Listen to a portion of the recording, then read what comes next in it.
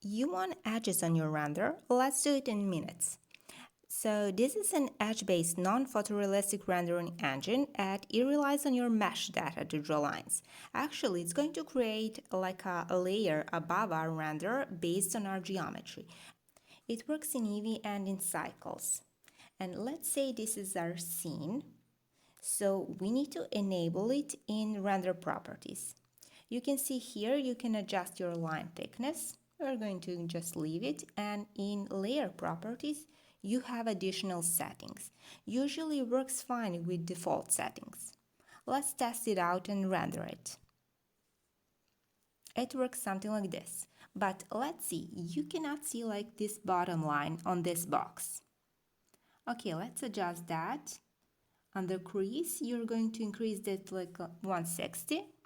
Let's render it again. It's much thicker right now. Okay, but we want something lower. Let's do 130. So it's based on geometry. But let's focus on this book. If we go into the edit mode, and let's do Ctrl R to add some loop cuts. So we have lines right here. But if we render this, we are not going to see these lines based on our math here.